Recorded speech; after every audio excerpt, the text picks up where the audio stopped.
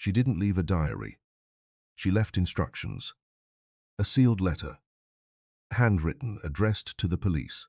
Not because Julie Jensen was dramatic, not because she was paranoid, but because somewhere deep in her gut, she knew what was coming.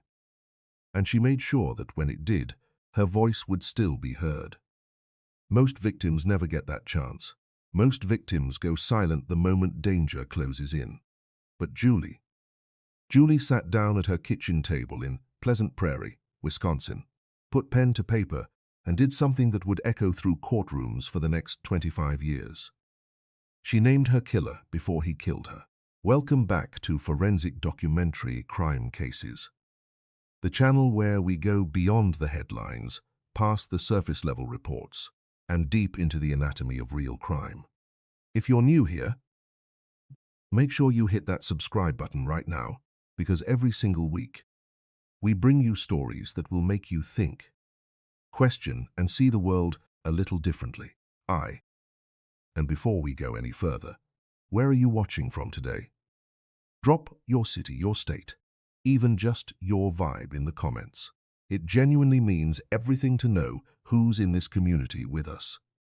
Now, back to Pleasant Prairie. From the outside, the Jensen home looked like the blueprint for the American dream. Quiet neighborhood, lakeside community. A mother who walked away from a thriving financial career to raise her 2 boys. A marriage that had been standing since 1984, but a house can look perfectly intact from the street, while everything inside it is already ash. Behind that front door lived a woman living in fear, cataloging suspicious notes, recording voicemails, warning neighbors. And beside her lived a man who, investigators would eventually discover, had been spending quiet hours on the internet, researching one very specific subject: how to poison someone without getting caught. On December 3rd, 1998, Julie Jensen was found dead. She was 40 years old, and for a long time, far too long, the man she feared most walked free. But here's the thing about a woman who plans ahead. She doesn't just disappear. Stay with me, because this story doesn't just expose a killer. It exposes exactly how calculated evil hides in plain sight, and how one woman's words written in her final days refused to stay buried. Let's get into it. Distant lawnmowers, kids playing. There's a particular kind of quiet that settles over lakeside towns in Wisconsin.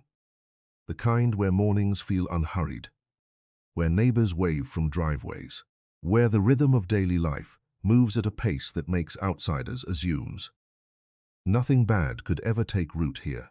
Pleasant Prairie sat comfortably inside that illusion. And the Jensen household? From every angle that mattered to the outside world, it fit right in. Julie Jensen was not a woman who drifted through life. She was sharp, driven, and had built a legitimate career in finance.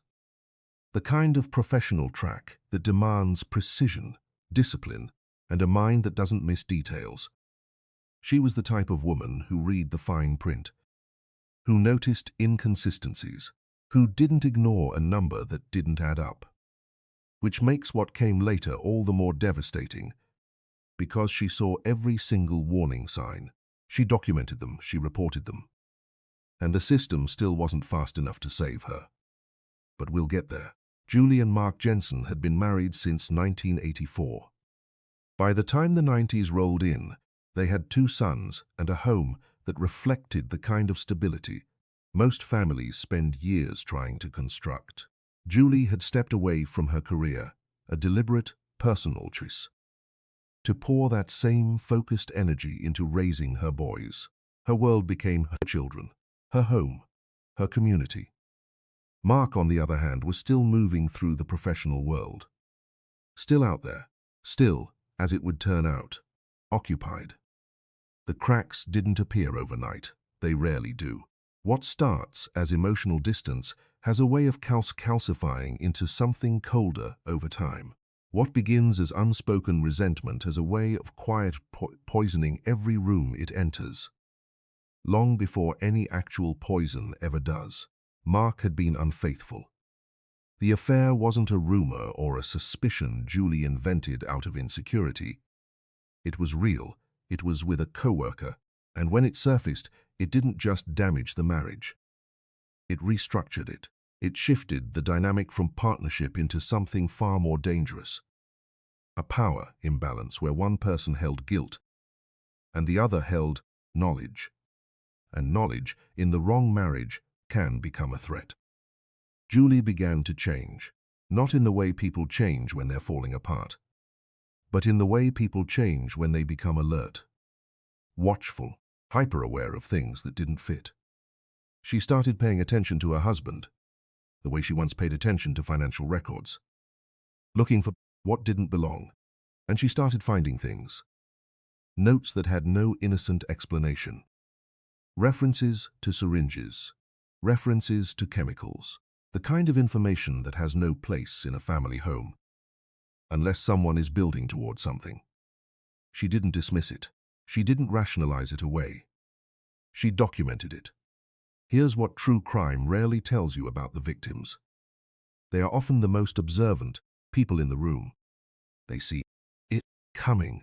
They feel the shift in temperature before anyone else does. Julie Jensen was not a woman caught off guard by her fate. She was a woman who tried, with everything she had, to outrun it. And the tragedy, the real, suffocating tragedy, is how close she came.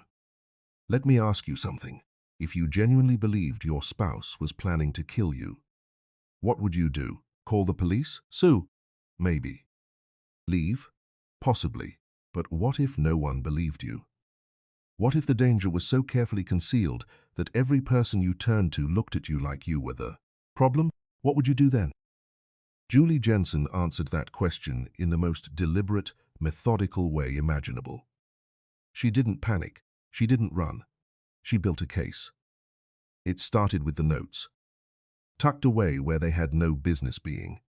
References to syringes, references to chemicals, information that belonged in a laboratory or a medical facility, not in the private spaces of a family home. Julie found them. And unlike someone who might convince themselves there was a reasonable explanation, she sat with the discomfort of what she was actually looking at. There was no reasonable explanation. Her background in finance had trained her to trust data over emotion. And the data in front of her was telling her something she didn't want to be true, but couldn't afford to ignore. Here's something the true crime community doesn't discuss enough. Anticipatory fear in domestic abuse situations is one of the strongest predictors of lethal violence. Research from the Domestic Violence Fatality Review has consistently shown that victims who express explicit fear of being killed by their partners are at elevated risk. Julie wasn't being paranoid. She was demonstrating a survival instinct that criminologists and behavioral and analysts now recognize as one of the clearest signals a situation is accelerating toward the worst possible outcome. She felt it in her body before she could prove it on paper. So she started creating the paper. The voicemails came first. Julie recorded messages, clear, calm, articulate, expressing her fears in her own voice, not hysterical, not fragmented, precise. The kind of precision that comes from a woman who understood that if something happened to her, those recordings needed to hold up, needed to be undeniable. Then came the letter. She sat down and wrote directly to law enforcement. She named Mark Jensen. She outlined her fears. She connected the dots between his behavior, the notes she'd discovered, and her absolute certainty that her life was in danger. She signed it, she sealed it, and she handed it to neighbors she trusted, people outside the walls of that house, with specific instructions. If something happens to me, give this to the police. Read that again. A living woman, writing her own potential death report, naming her suspect, distributing evidence before the crime had even been committed. That is not the behavior of someone unstable. That is the behavior of someone who has done the math and doesn't like the answer. And what did the system do with all of this? Not enough, not nearly enough, not in time. This is the part that should make every single person watching this feel something uncomfortable. Because Julie Jensen did everything right. She documented, she reported, she warned, she created a paper trail that most victims never think to construct, and she still ended up in that bedroom on December 3rd, 1998. Before we go further, drop a comment right now. Did you know that victims who formally document their fears are still so frequently dismissed? Because this is the conversation we need to be having. And if this story is hitting different for you today, share this video. Someone in your circle needs to see it. The letter existed, the voicemails existed, the warnings existed, and yet a woman still died. Now we find out exactly how. December 3rd, 1998. The temperature in Pleasant Prairie that morning sat somewhere between bitter and unforgiving, the kind of cold that makes Wisconsin winters feel personal, like the weather itself is pressing down on you. Inside the Jensen home, something was wrong. Not the kind of wrong you can immediately name. The kind you feel in the air before your eyes confirm it. The kind that turns an ordinary Tuesday morning into the last ordinary morning a family would ever know.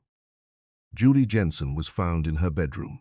She was 40 years old. She was a mother, a daughter, a woman who had spent her final weeks doing everything in her power to stay alive, and had still lost. First responders arrived. The scene was examined. And here is where the story takes a turn that should disturb every single person watching this. No cause of death was immediately established. Read that carefully. A 40-year-old woman with no significant documented medical history was found dead in her home. A woman who had recently handed a letter to her neighbors naming her husband as her potential killer. A woman who had let voicemails expressing fear for her life. And the initial investigation walked away without answers. Mark Jensen reported the death. In the hours and days that followed, he moved through the process of a grieving husband, spoke to investigators, arranged the funeral, continued his life in the same house where his wife had just taken her last breath, while Julie sat waiting, while her voicemail sat waiting, while the truth, already documented, already sealed, already handed to the right people, sat waiting for a system that wasn't moving fast enough. This is the part of true crime stories that rarely gets examined with the depth it deserves. The gap, the space between when a crime occurs and when justice even begins to form. That gap isn't empty.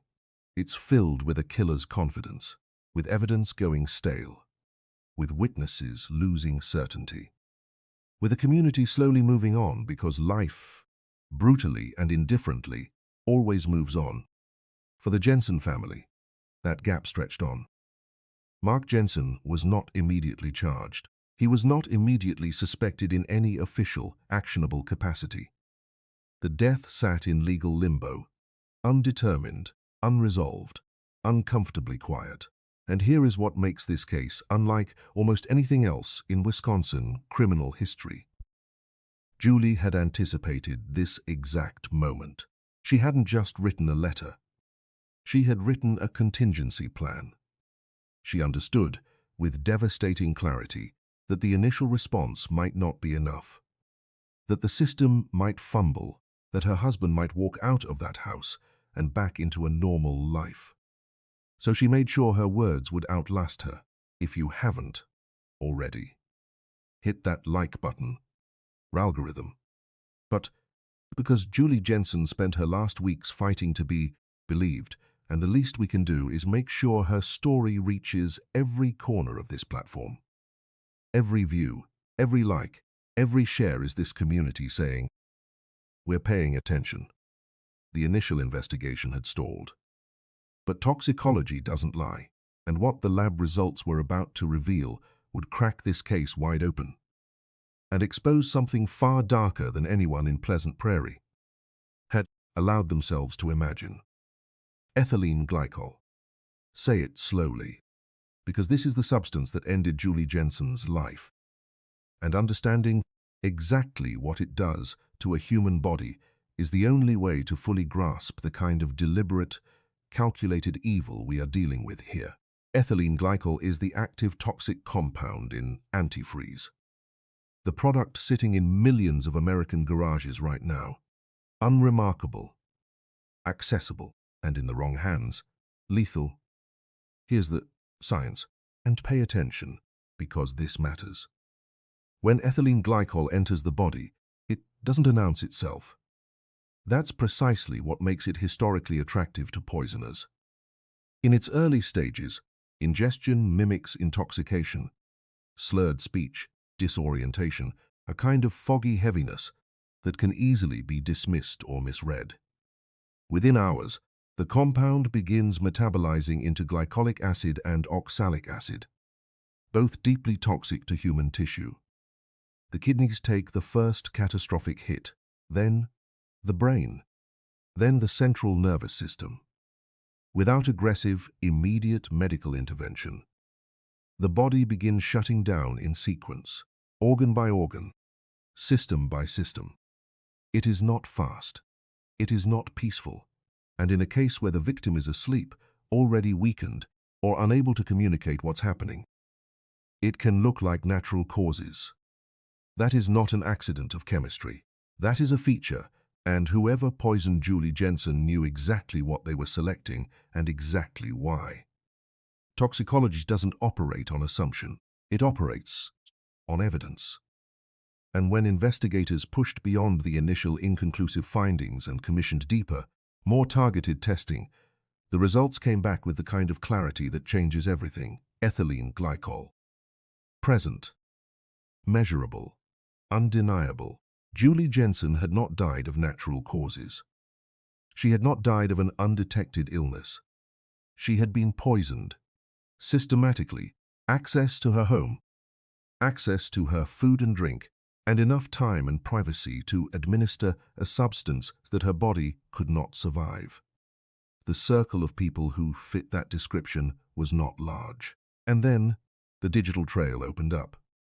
Investigators examining Mark Jen's internet search history uncovered something that removed any remaining shadow of coincidence from this case. In the period leading up to Julie's death, Mark had been researching a very specific category of information online. Methods of poisoning that are difficult to detect. Not once, not accidentally. Repeatedly, purposefully. With the kind of focused search behavior that tells forensic analysts exactly what a person was thinking about and planning for. This was not a grieving husband. This was not a man blindsided by tragedy. This was a man who had done his homework. Layer on top of that, the affair. Mark's relationship with a co-worker wasn't just a moral failing inside a struggling marriage. In the context of this investigation, it became a motive with a face. Prosecutors would later argue that Julie's death wasn't simply about escaping a deteriorating marriage. It was about clearing a path, removing an obstacle, replacing one life with another without the inconvenience of divorce, custody battles, or the financial consequences of a split. Julie wasn't just his wife, in the coldest possible reading of this case. She was a problem he had decided to solve. And witnesses began to surface. People who had sat across from Mark Jensen in ordinary conversations, at work, in social settings, and heard things that lodged in their memory like splinters. Conversations where he had raised, unprompted, the subject of how someone might poison another person without detection. Casual. Curious in tone. Almost. The evidence was assembling itself into something prosecutors couldn't ignore. A poisoned woman. A digital confession hiding in plain sight. A motive soaked in betrayal. And witnesses who remembered words that were never supposed to matter. Until they mattered more than anything. The case was building. But the courtroom? That was going to be a war of its own. Evidence alone doesn't convict anyone. Evidence has to survive the courtroom. It has to withstand challenges, motions, appeals, and the kind of legal maneuvering that can stretch a case across years, sometimes decades, before a jury ever hears a single word of it. And in the case of Mark Jensen, the courtroom became a battlefield unlike almost anything Wisconsin's legal system had encountered before, because the most powerful piece of evidence prosecutors had wasn't forensic. It wasn't digital. It was a dead woman's letter. Here is where the law gets complicated, and where Julie Jensen's greatest act of courage nearly became the thing that set her killer free. The Sixth Amendment to the United States Constitution guarantees every accused person the right to confront their accuser, face to face, in open court. It is one of the foundational pillars of the American legal system, built to protect the innocent from being convicted on unchallenged, unverifiable testimony. But Julie Jensen was dead. She could not take the stand. She could not be cross-examined. She could not be questioned, challenged, or tested by the defense. And Mark Jensen's legal team knew exactly how to use that. The fight over the admissibility of Julie's letter consumed years of litigation. Defense attorneys argued with constitutional precision that allowing a written accusation from a deceased person to be read before a jury violated their client's fundamental right to confrontation. That no matter how damning the letter appeared, the legal system could not simply suspend one of its core protections because the circumstances were emotionally compelling.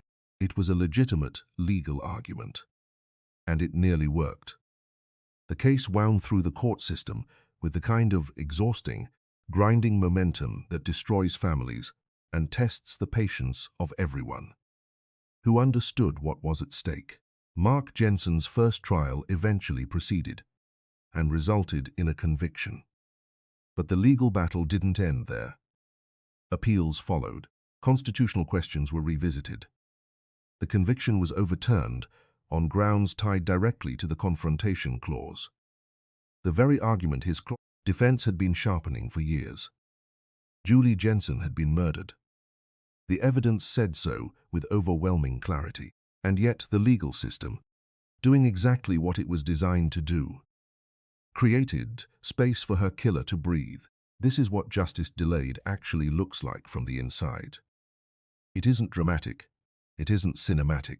It is paperwork and precedent and procedural motions filed in courthouse hallways while a woman's sons grew from boys into men. Waiting, always waiting for a system that kept finding new reasons to slow down. Here's what this case forced the legal wrestle with. When a victim predicts their own murder and names their killer in writing, does the Constitution protect the accused or does it protect the dead? There is no clean answer. Legal scholars still debate it. But in Pleasant Prairie, Wisconsin, one family lived inside that debate for 25 years.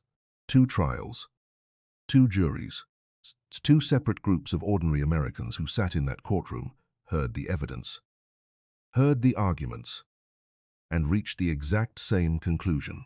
Before we get to that verdict, have you subscribed next? Is the moment this entire case is 25 years in the making, finally exhaled. Don't let the algorithm bury this story. Hit subscribe. Share the video. Make sure Julie's story lands where it deserves to. The second trial was coming. And this time, there would be no escape. 25 years. Let that number sit for a moment. 25 years of birthdays that felt hollow.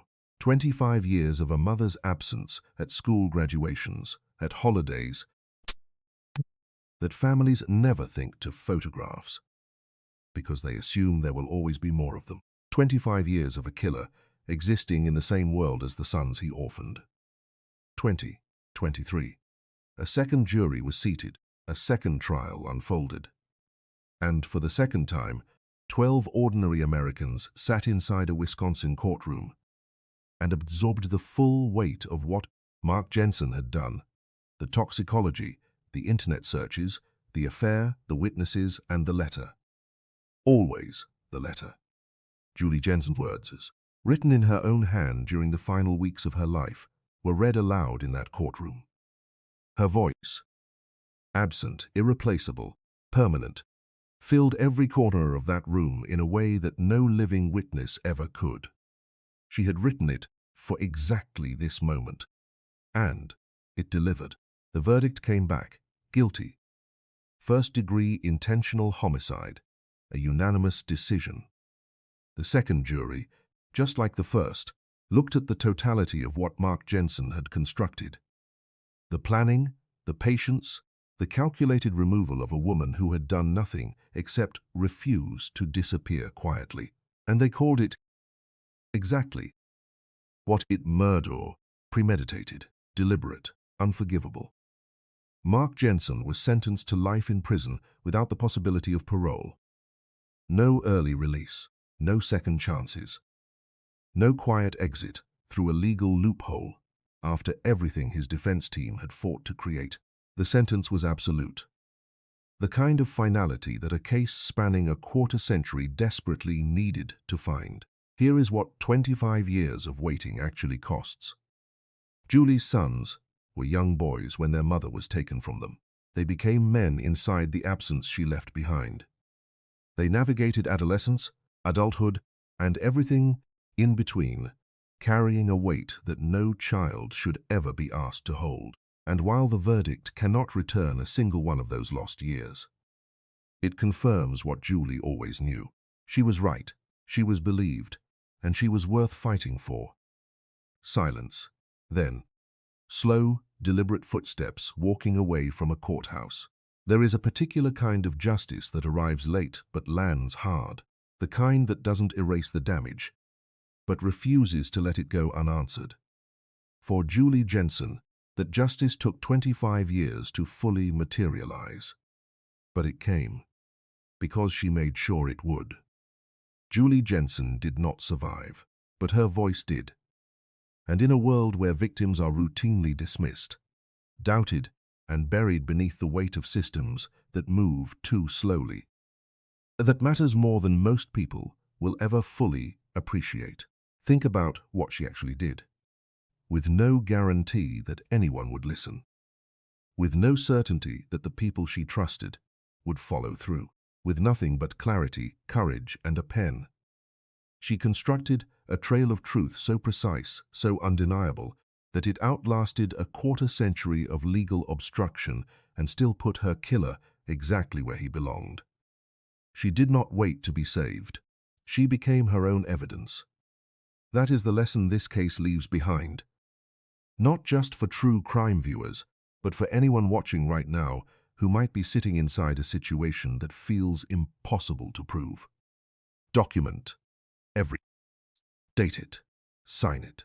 Trust someone outside your four walls with the truth of what you're experiencing. Because Julie Jensen proved, beyond any legal doubt, that a woman's words, preserved with intention, can carry more weight than a killer's freedom.